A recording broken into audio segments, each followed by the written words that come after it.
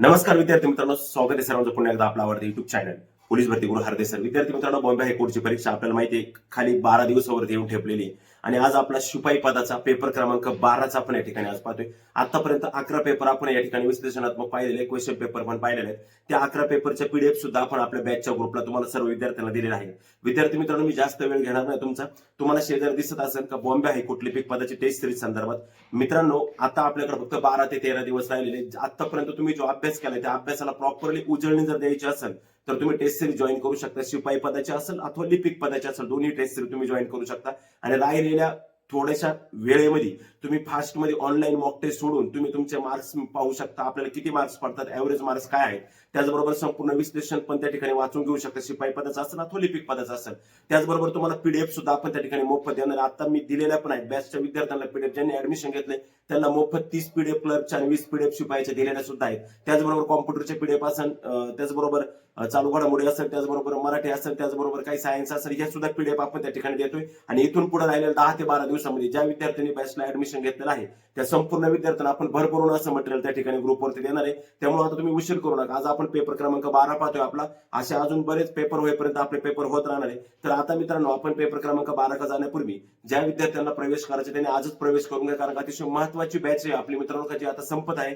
चालतंय मित्रांनो, आता आपण आपला पेपर क्रमांक 12 कडे जाणार आहे. तत्पूर्वी हा जो स्क्रीनवर नंबर दिसतो याच्यावरती मेसेज करा आणि त्या ठिकाणी प्रवेश करून घ्या. चला, आता आपण जास्त उशीर न करता आपण आजचा आपला पेपर क्रमांक 12 आज आपण या ठिकाणी सुरुवात करूया पेपर क्रमांक 12 हा. आता या ठिकाणी आपण लेक्चरला सुरुवात करतोय. हार्दिक सर संचलित हार्दिक ऑनलाईन अकॅडमी महाराष्ट्र मुंबई उच्च न्यायालय लिपिक शिपाई ऑनलाईन टेस्ट. विद्यार्थी मित्रांनो, आता ऑनलाईन टेस्ट बद्दल मी तुम्हाला थोडक्यात माहिती सांगितलेली आहे. अजून ज्या विद्यार्थ्यांना ऑनलाईन टेस्टला ऍडमिशन त्या विद्यार्थी या नंबरला संपर्क करा आणि लगेच आज या ठिकाणी ऑनलाईन टेस्टला आपलं ऍडमिशन करून घ्या. चला, तर जास्त उशीर न करता आपण पेपरला सुरुवात करतोय. सर्वोच्च न्यायालयाच्या न्यायाधीशांना पदच्युत करण्याचा अधिकार प्रक्रियेत चौकशी समितीमध्ये कोणाचा समावेश नसतो. मित्रांनो, सर्वोच्च न्यायालयाच्या जर न्यायाधीशांना पदच्युत करायचं असेल तर त्यामध्ये सर्वोच्च न्यायालयाचे मुख्य न्यायाधीश पण लागतात, उच्च न्यायालयाचे मुख्य न्यायाधीश पण लागतात, नामवंत कायदेतज्ञ पण लागतात, राष्ट्रपती लागतात, उपराष्ट्रपती त्या ठिकाणी नसतात. लक्षात ठेवा, भारताचे उपराष्ट्रपती त्या ठिकाणी नसतात. पुढच्या प्रश्नाकडे जातो आपण. नेक्स्ट क्वेश्चन, सर्वोच्च न्यायालयाचे मूळ अधिकार क्षेत्र कोणत्या कलमात स्पष्ट केलं आहे? सर्वोच्च न्यायालयाचे मूळ अधिकार क्षेत्र मित्रांनो जे आहे ते जर मूळ अधिकार क्षेत्र जर विचार केला तर ते जे स्पष्ट केलेलं आहे ते केलेले कलम 131 आणि सर्वोच्च न्यायालय कलम 124, मात्र मूळ किती केलेले 131 मध्ये. पुढचा क्वेश्चन आहे मित्रांनो, सर्वोच्च न्यायालयाच्या न्यायाधीशांना पदाची शपथ कोण देतो? सर्वोच्च न्यायालयाच्या न्यायाधीशांना जी पदाची शपथ देतात मित्रांनो, संबंधित राज्याचे राज्यपाल, उच्च न्यायालयातील न्यायाधीशांना पदाची शपथ कोण देतात? संबंधित राज्याचे राज्यपाल त्यांना पदाची शपथ त्या ठिकाणी देत असतात. पुढच्या क्वेश्चन का जातो मित्रांनो आपण, भारताच्या सर्वोच्च न्यायालयाची स्थापना खालीलपैकी कोणत्या कायद्याने झाली? विद्यार्थी मित्रांनो, क्वेश्चन फार महत्त्वाचे असणार आहेत, सर्वांनी शेवटपर्यंत व्यवस्थित पाहायचं आहे. ज्या विद्यार्थ्यांना टेस्ट सिरीज जॉईन करायची त्या विद्यार्थ्यांना म्हणजे त्यांनी मेसेज करा मला, आणि ज्या विद्यार्थ्यांनी टेस्ट सिरीज जॉईन केली त्यांना ही पीडीएफ पण आपण देणार आहे. भारताच्या सर्वोच्च न्यायालयाची स्थापना खालीलपैकी कोणत्या कायद्याने झाली? तर मित्रांनो, भारताच्या सर्वोच्च न्यायालयाची स्थापना खालीलपैकी 1935च्या भारतीय शासन कायदा याद्वारे झालेली आहे. त्यानंतर मित्रांनो, सर्वोच्च न्यायालयाने कोणत्या खटल्यात संविधानाने मूलभूत स्वरूप सिद्धांत मांडला? तर मित्रांनो, तो जो खटला होता केशवानंद भारती खटला, हा खटल्यामध्ये त्यांनी काय केलेलं आहे? संविधानाचं मूलभूत स्वरूप मांडलेलं आहे. उच्च न्यायालयाचे न्यायाधीश आपला राजीनामा कोणाकडे सोपवतात? उच्च न्यायालयाचे न्यायाधीश आपला राजीनामा जो असतो तो राष्ट्रपतींकडे देतात. मित्रांनो, उच्च न्यायालय असो, सर्वोच्च न्यायालय असो, न्यायाधीश असो, सरन्यायाधीश असो, मुख्य सगळ्यांचे राजीनामे कोणाकडे असतात? राष्ट्रपतींकडे त्यांचे राजीनामे देतात. त्यानंतर न्यायालयीन सक्रियता या संकल्पनेचा उगम कोणत्या देशात झाला? मित्रांनो, न्यायालयीन सक्रियता या संकल्पनेचा जो उगम झाला हा उगम अमेरिका या देशामध्ये त्या ठिकाणी झालेला आहे.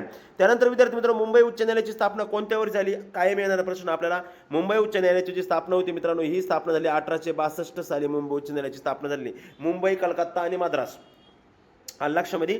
त्यानंतर अलाहाबाद नंतर झाली. मुंबई उच्च न्यायालयाची स्थापना 1862 झाली.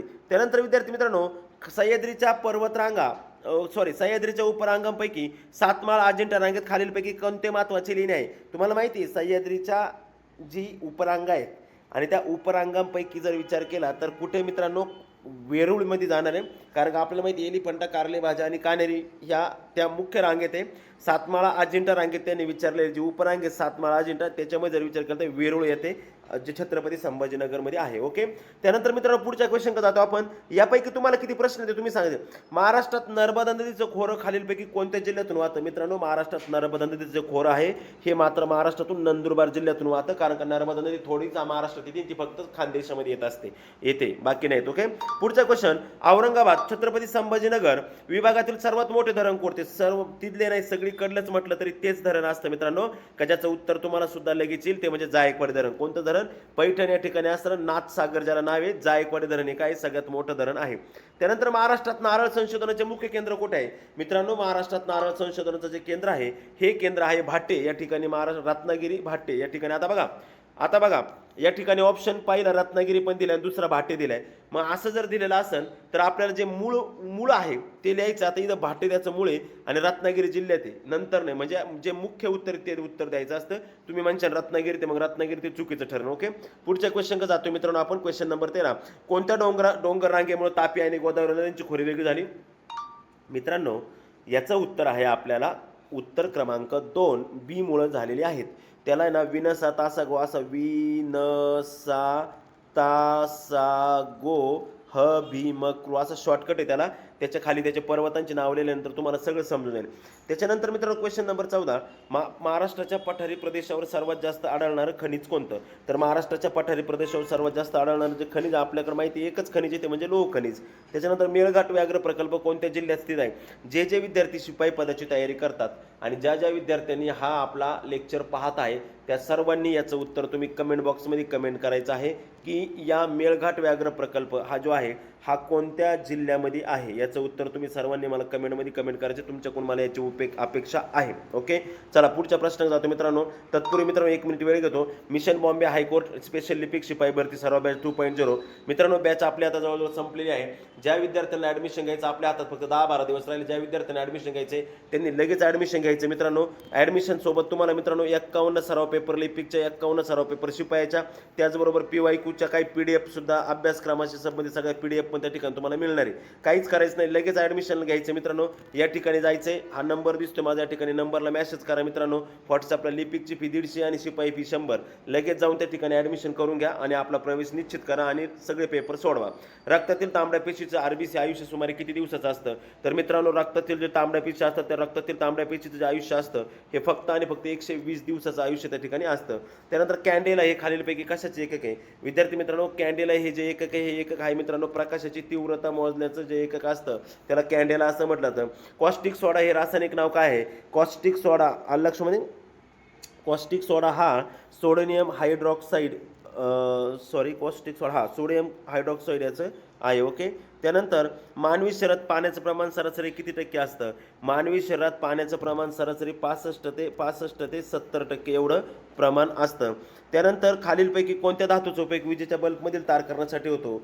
तर खालीलपैकी टंगस्टन धातूचा उपयोग हा विजेच्या तारेसाठी केला जातो. पेनिसिलिनचा शोध खालीलपैकी कोणी लावला? पेनिसिलिनचा शोध खालीलपैकी कोणी लावला? अलेक्झांडर फ्लेमिंग यांनी पेनिसिलिनचा शोध या ठिकाणी खालीलपैकी लावलेला आहे. त्यानंतर पाण्याची महत्तम घनता किती तापमानाला असते? तर पाण्याची महत्तम घनता ही जी आहे ही 4 अंश सेल्सिअस तापमानाला असते. मायोपिया हा आजार शरीराच्या कोणत्या अवयवाशी संबंधित आहे? मायोपिया हा जो आजार आहे हा शरीराच्या डोळे याच्याशी संबंधित आहे. त्यानंतर आदिवासींचे कैवारी म्हणून कोणाला ओळखले जाते? तर आदिवासींचे कैवारी म्हणून मित्रांनो ठक्कर बाप्पा यांना ओळखले जातं. त्यानंतर विद्यार्थी मित्रांनो पुढचा क्वेश्चन. 1857च्या उठावादरम्यान पेठ नाशिक येथील उठावाचे नेतृत्व कोणी केलं होतं? 1857च्या उठावादरम्यान पेठ नाशिक येथील उठावाचे नेतृत्व केलं होतं आणि हे नेतृत्व केलं होतं विद्यार्थी मित्रांनो कोणी? राजा भगवंतराव निळकंठराव. कोणी? राजा भगवंतराव निळकंठराव यांनी केलं होतं. पुढचा क्वेश्चन का जातो आपण. गुलामगिरी हे पुस्तक महात्मा फुले यांनी कोणत्या देशातील कृष्णवर्णीय लोकांना समर्पित केले? तर मित्रांनो गुलामगिरी हे जे ग्रंथ होता हे पुस्तक हे अमेरिकेच्या लोकांना ते काय केले त्यांनी समर्पित केलेलं आहे. ओके, पुढचा क्वेश्चन का जातो मित्रांनो आपण आता क्वेश्चन नंबर 27. महर्षी विठ्ठल रामजी शिंदे यांनी डिस्प्रेट क्लासेस मिशनची स्थापना कधी केली? मित्रांनो महर्षी विठ्ठल रामजी शिंदे यांनी डिस्प्रेट क्लासेस मिशनची स्थापना कधी केली? 1906 रोजी डिस्प्रेट क्लासेस मिशनची स्थापना त्या ठिकाणी केलेली आहे. दर्पण हे मराठीतील पहिले वृत्तपत्र कोणत्या तारखेला सुरू झालेले आहे? दर्पण हे मराठीतील वृत्तपत्र हे 6 जानेवारी 1832 त्या ठिकाणी सुरू झालेलं आहे. त्यानंतर मित्रांनो भारताची मध्यवर्ती बँक कोणत्या कायद्याने स्थापित झालेली आहे? भारताची मध्यवर्ती बँक जी आहे मित्रांनो ज्याला RBI म्हटलं जातं ही RBI बँक मित्रांनो 1934चा जो कायदा आहे त्या 1934च्या कायद्याने काय झालेले RBI बँक 1934च्या कायद्याने सुरू झालेली आहे. 1935ला तिची स्थापना झालेली आहे.